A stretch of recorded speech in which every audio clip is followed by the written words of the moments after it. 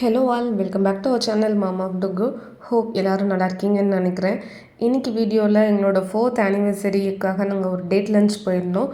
கூடவே நான் hair cut பண்ணியிருந்தேன். ஸோ அதுதான் கொலாப் பண்ணி ஆட் பண்ணியிருக்கேன். வித்தவுட் டிலே வாங்க வீடியோக்குள்ளே போகலாம். பார்லரில் போய் கட் பண்ணுறதுனா இதுதான் ஃபஸ்ட் டைம்.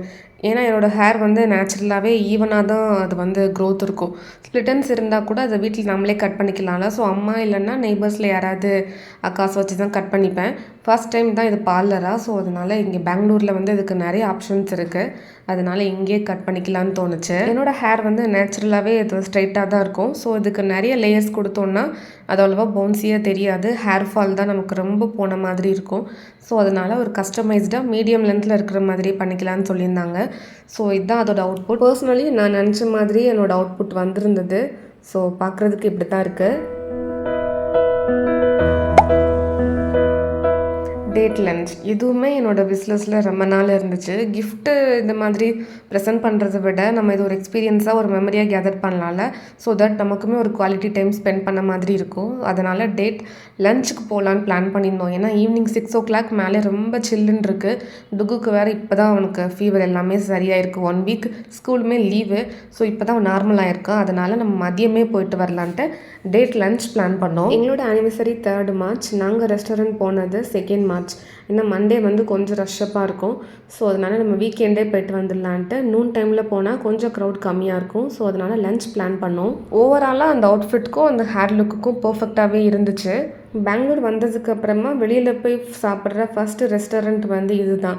ஏன்னா எல்லாமே இங்கே 5 kilometerக்குள்ளேயே தான் இருக்குது. பட் இருந்தாலும் இந்த டிராஃபிக்னால நமக்கு ஏதோ 50 kilometers போயிட்டு வந்த மாதிரி ஒரு டயர்ட்னஸ் இருக்கும். அதுவும் டாட்லர்ஸ்லாம் வச்சுருந்தீங்கன்னா இந்த டிராஃபிக்கில் போயிட்டு அதில் மாட்டிக்கிறதுக்கு நம்ம வீட்டிலே இருந்துடலான்னு தான் தோணும். ஸோ இதுதான் ஃபர்ஸ்ட் டைம்ங்கிறதுனால ஒரு நல்ல ப்ராப்பரான ரெஸ்டாரண்ட் கொஞ்சம் அமைதியாக இருக்கிற மாதிரி தான் சர்ச் பண்ணோம். 2-3 ரெஸ்டாரண்ட் வந்து நல்லாவே இருந்துச்சு ரிவ்யூஸ் எல்லாமே. இது வந்து எங்களுக்கு கொஞ்சம் நியர்பையில் வீட்டிலேருந்து ஒரு 5 minutes டிஸ்டன்ஸ் தான். அதனால் இங்கேயே சூஸ் பண்ணியாச்சு. ரூரல் ப்ளூஸ் ரெஸ்டோ பார் இதுதான் அந்த ரெஸ்டாரண்ட். இதுக்குள்ளே வந்து பார் அட்டாச்சு தான். இங்கே மோஸ்ட்லி எல்லா ரெஸ்டாரண்ட்டுமே பார் அட்டாச்சு தான். பட் ஃபேமிலி தனியாக அந்த பார் தனியாக அந்த மாதிரி தான் இருக்குது. மெயினாக இது சாந்தூர்னி க்ரீஸ் தீமில் இருக்கும். ஃபுல்லுமே ஒயிட் ப்ளூ. நீங்கள் சாந்தூர்னி போய் பார்ப்பீங்கல்ல, அந்த வியூஸ் எல்லாமே இங்கே பார்க்குற மாதிரி இருக்கும். இங்கே இருக்கிற ஆம்பியன்ஸ் அப்புறம் அந்த சீட்டிங் ஃபெசிலிட்டி. நிறைய இன்ஃப்ளூயன்சர் என்ன சொல்கிறாங்கன்னா இதை வந்து ஒரு மினி க்ரீஸ்னே சொல்கிறாங்க. பெங்களூரில் இருக்கிற ஒரு மினி க்ரீஸ்ன்னு சொல்கிறாங்க. அந்தளவுக்கு அதே டச்சப்பில் இருக்கிற மாதிரி தான் இருக்குது. மெயின் ரஷ்அப்பான ஏரியாவில் சஜாப்பூர் போகிற ரோட்டில் தான் இருக்குது. ஸோ இதுக்குள்ளே வந்து என்ட்ரன்ஸில் ஒரு சின்னதாக ஆர்டிஃபிஷியல் பாண்ட் மாதிரி செட் பண்ணியிருக்காங்க. அதில் சில ஃபிஷ்ஷஸ் எல்லாமே நம்ம பார்க்கலாம். ஸோ நம்ம டைனிங் ஏரியாவுக்கு ஃப்ரண்ட்லேயே இருக்கிறதுனால அதை பார்த்துட்டே நம்ம ஃபுட் எடுத்துக்கும் போது அது ஒரு ப்ளசன்ட் ஃபீல் கிடைக்கும். இங்கே பாருமே அட்டாச்சு தான். இங்கே வந்து கேர்ள்ஸ் அண்ட் பாய்ஸ் எல்லாருமே ஈக்குவலாக தான் அந்த ட்ரிங்க்ஸ் எல்லாமே எடுத்துக்கிறாங்க. நம்ம இங்கே வந்து புதுசாக பார்க்கும்போது அது கொஞ்சம் டிஃப்ரெண்ட்டாக இருக்கிற மாதிரி இருக்குது. 3 சப் கேட்டகரியாக இருக்குது இந்த ஹோட்டல். இது வந்து லெஃப்ட் சைடில் இருக்கிற ஒரு வியூ. இது ஃபுல்லாமே உங்களுக்கு அந்த க்ரீஸ் தீமில் தான் இருக்கும். நீங்கள் இங்கே ஃபோட்டோ ஷூட்லாம் பண்ணிக்கலாம்.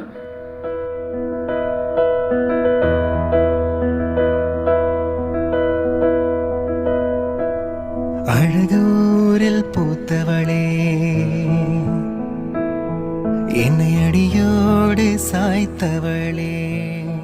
கொஞ்ச நேரம் அங்கே டைம் ஸ்பெண்ட் பண்ணிவிட்டு அந்த வியூவெல்லாம் நல்லா என்ஜாய் பண்ணிவிட்டு அதுக்கப்புறமா தான் ஃபுட் ஆர்டர் பண்ணோம். மெயினாக இது வந்து இட்டாலியன் தீம் ரெஸ்டாரண்ட் தான். அதோட ஆம்பியன்ஸ் ஆகட்டும் சரி, ஃபுட் ஆகட்டும் சரி.